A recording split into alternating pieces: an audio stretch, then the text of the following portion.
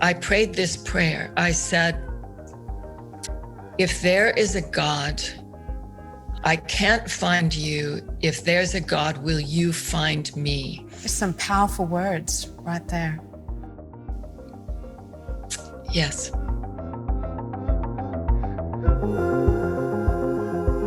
Well, today we are so blessed and privileged to have the wonderful Jenny Guinness over Zoom, all the way from Virginia and in the US. And Jenny, for those who may not know, she was a former Vogue model cover girl back in the 60s, 70s. Incredible story that she's going to share with us today. She was photographed by iconic photographers such as Richard Avedon, Irving Penn, Arnaud de Rosnay, who I'm sure Jenny will get into that story a little bit more, and Gianni Pinati. So these names are iconic names, legendary names. So Jenny, just before we get into the complete and full story, how did you enter into this multi-billion-dollar global enterprise of fashion as a model? Well, it was actually a complete fluke. I was studying at the University of Southern California. I wanted to be a lawyer. It was a summer job I was looking for, and just tumbled into doing photo shoots. And by the end of the summer, my career just took off unexpectedly, and was advised by a friend who was a lawyer who knew I wanted to be a lawyer. He said, just ride this wave and then go back to law school at the end. So that's what I did. And so, Jenny, you grew up in California. Yes. How did you end up with the name Windsor Elliott as your model name? Well, there's a very big story behind it, which we really don't have time tonight to cover. But the short version is that when I was in San Francisco, I ended up living with a fabulous, wonderful, loving family. And I had had a very traumatic childhood in my own family. So I decided, just as a joke, as a fun summer thing, when I did the head sheet, to put the youngest child's name, Windsor, little girl called Windsor, who was 8, and my favorite poet, who was T.S. Eliot, adding an extra L and an extra T for flair, and thought, okay, for the summer, for the next month and 2 months, I'll be Windsor Elliott. And then, of course, it stuck throughout my career. It's on my passport to this day. That's incredible. And so just to give our audience a bit of an understanding, you grew up in California.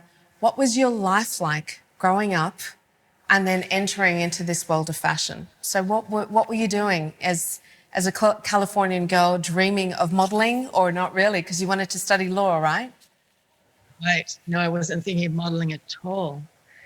I never thought of beauty at all. I thought I was very tall at a very early age, and I was very much the ugly duckling in my own mind. So I never thought of anything like that.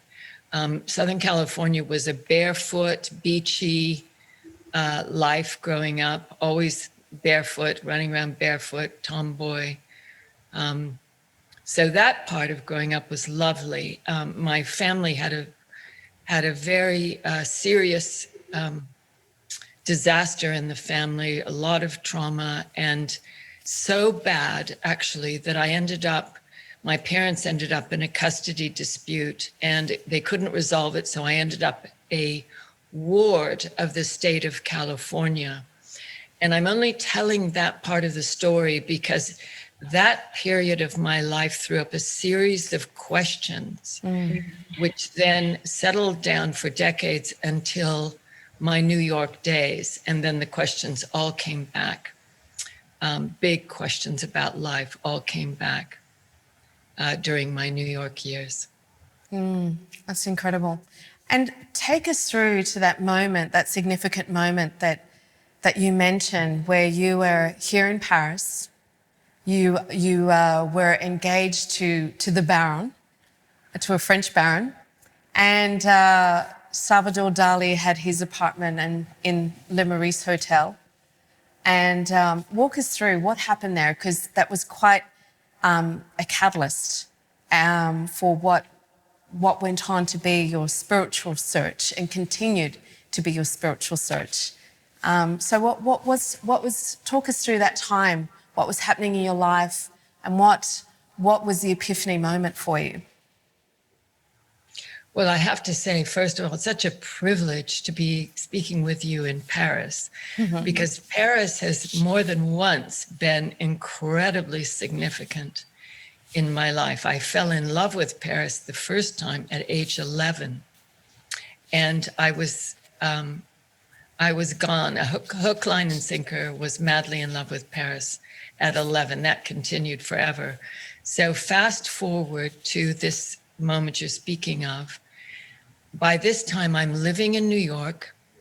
I'm a Ford model. I am having the time of my life, traveling all over the world, working, as you said, with the most iconic photographers of the 20th century, and making a fortune. And because I was in Paris so often with Arnaud de Ronay, we ended up at these extraordinary parties. So the one you're mentioning was at the apartments of Salvador Dali at the Maurice Hotel, but we were often at parties at the Hotel Lambert on the Ile Saint-Louis. We had incredible experiences. I would arrive at Orly Airport, his Rolls Royce would pick me up. I would go shopping. I would go to all the couturier houses, and then we would go to these parties in the evening. So it was a magical time. But at this particular party, I had an experience where I was looking around the room. We were all dressed in lavish dresses. And the men in that era wore gold-encrusted Nehru jackets. The Beatles had gone to India. Marrakesh was also big on the fashion screen. So between Marrakesh and India, we were all wearing kaftans, and they all had gold-encrusted the men all had gold-encrusted Nehru jackets. I was looking around at this party, many of my friends looking gorgeous, and many storied writers, playwrights, socialites, incredible stories, incredible people.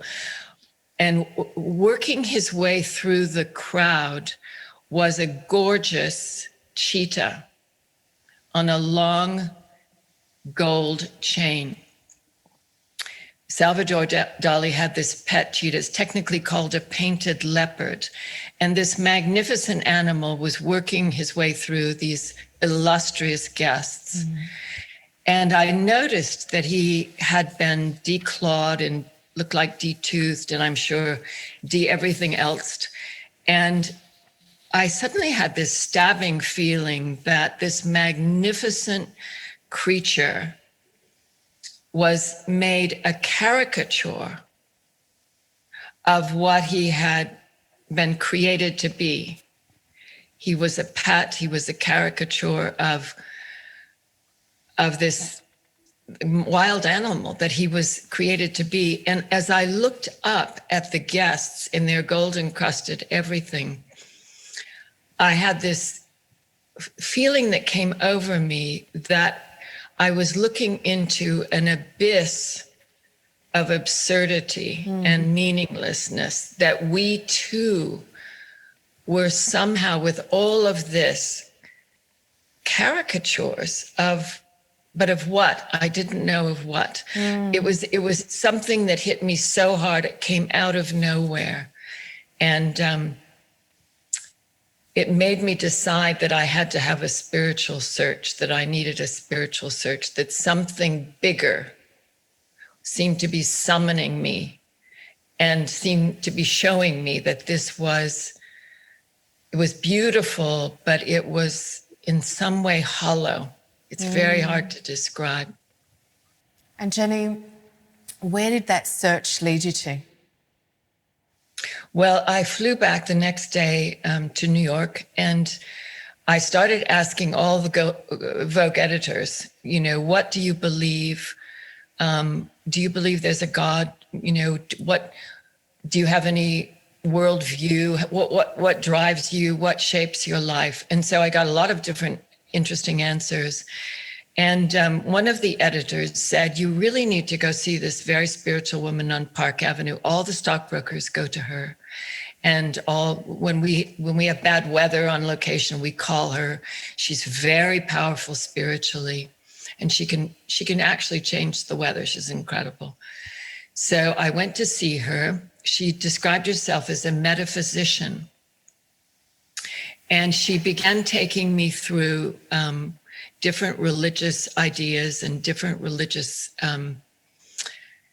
frameworks, and but I felt I wasn't connecting. And she finally said, what's really important here, which we're just going to skip to, is my passion is to pray dead spirit guides into my clients. And I just feel you're ready for that. Mm-hmm. And I said, great, let's go for it. So she did that. It was on the third time I visited her. And the moment she did it, I felt like a shroud as black as death had fallen over my life. Mm-hmm. I felt like I had been swallowed up by some terrible darkness that was closer to me and tighter against me than my own skin. Wow. And needless to say, I did not go back to see her again. But I battled this for a good while. And as I was walking away from her apartment on Park Avenue, I prayed this prayer. I said to the night sky, I said, if there is a God, I can't find you. This had been like a year's search by this time. Mm-hmm. I'd gone through all these different doors, ended up with her. And I said, I can't find you. If there's a God, will you find me? And what happened next was extraordinary. So there's some powerful words right there. Yes. So I decided not to go back to her. I had every worldview I had looked at, every religion I had looked at, left me feeling something is missing, something very important is missing in all of this. So I prayed that prayer. And at that time, my mother, who had been very, very into the occult, had become a Christian, and she came to visit me in New York. And I said to her, I am searching, but the one thing I know I don't want to look at is the Christian faith, because I think it's bourgeois. I think it's legalistic. I already know enough from television that I know I'm not looking at. So let's agree just to leave that subject off the table. And she said, fair enough. But while she was with me, a woman who she knew in California had been in touch with a family in Long Island saying, my friend is coming to New York. Will you welcome her? And if you're in New York, maybe you could stop by and see her. So the person my mother's age couldn't, but her adult son, who was a physicist, and his wife were in New York. And so they stopped by to see my mother. They came into our apartment. So these strangers are in my apartment. I don't know them. My mother doesn't know them. Friends of friends in California. Strangers are in my apartment. I make drinks for them, and I'm just about to depart and leave them to it. And meanwhile, my mother is doing a very motherish thing. She's pulled out my portfolio and has started talking about my career. Mm-hmm. And they're paging through my portfolio, which of course was very embarrassing. And I was literally just walking through the door, and I heard both the man and his wife gasp. And so I turned around and said, why did you gasp? And they said, this magazine cover. And I said, yes. And they said, we need to tell you something. We are Christians. And 6 months ago, we were in Seattle going to a prayer meeting and stopped by a supermarket to buy coffee for the meeting. And as we were going through the checkout, the Lord spoke to us and said, buy that magazine on display in front of you and pray for the girl on the cover. And they said, we have been praying for you for 6 months. I had just said, walking up Park Avenue, I can't find you. Yeah. If you exist, will you find me? And these strangers are in my apartment. So I asked them a year's worth of questions, not that night, but every time they visited my mother, I asked them the next set of questions. And it was the only time I had answers that fit like hand in glove with both the glory of creativity and beauty and all the things I knew in fashion, and the wonder of people's creative genius and these amazing people I was working with, and explained the horror that I had seen as a child and the fallenness of man and the degradation of man when he's not living as he should be and so on. I don't mean man as male, but human. And it was so staggering. So at the end of all of that period of questioning, they invited me to hear someone talk about the gospel and being born again. And I tried really hard to get out of it. I didn't want to go. And I thought this is a bridge too far for me. But I couldn't. They've been so kind. And so I went to hear this person in a big Madison Square Garden. It was on television. And I went to their home and I watched it on Madison Square Garden. And the one thing that was so staggering to me was the person speaking said, he was speaking from John 3, and he said, you must be reborn. You must be born again. Flesh gives birth only to flesh. It is the spirit that gives birth to spirit. And I felt that was what I was looking for the whole time, that my spirit was starving. And so I prayed that night, and it made complete sense to me because my mother had cancer and she had a bone marrow transplant. And I thought, that makes sense. You have to have uncontaminated life to invade where life is needed, something completely new, uncontaminated thing to come in. Yeah. And so I prayed that night and became a Christian. Incredible. You know, Jenny, there was recently a study that was done actually in the US, and it was alarming, but also not surprising, and rating, I think, the fashion industry as it being within the top 5 of being susceptible to mental health issues, of there being a correlation with mental health.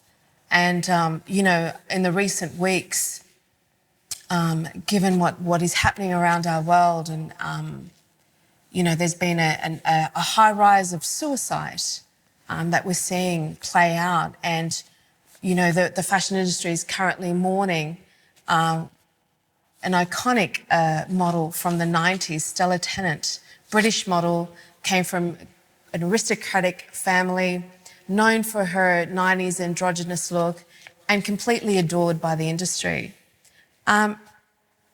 What are your observations with all of this, with mental health issues, with how many designers and fashionistas are actually affected by mental health issues? Well, a couple of things. First of all, just to say that Stella Tennant's grandmother was a Mitford, one of the beautiful Mitford girls, and her sister married a Guinness.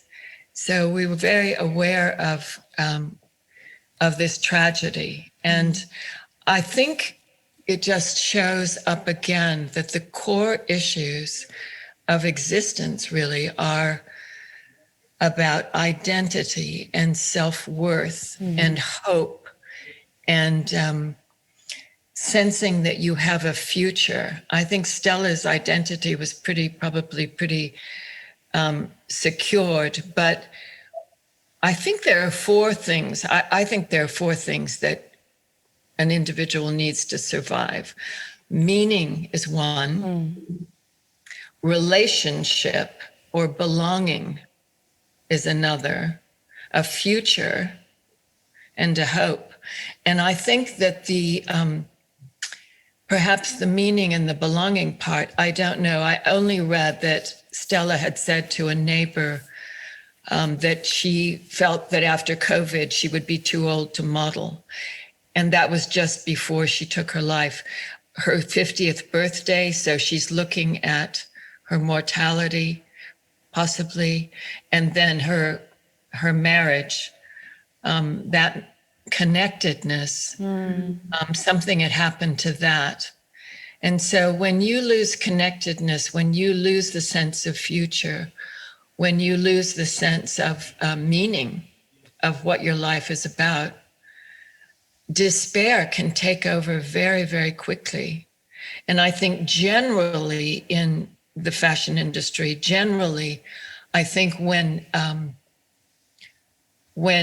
image and reality there starts being a gap between image and reality, and that gap widens too far, I think it can devour a life. You know, you look at Halima Aden, who had to step back because she said she felt she lost herself.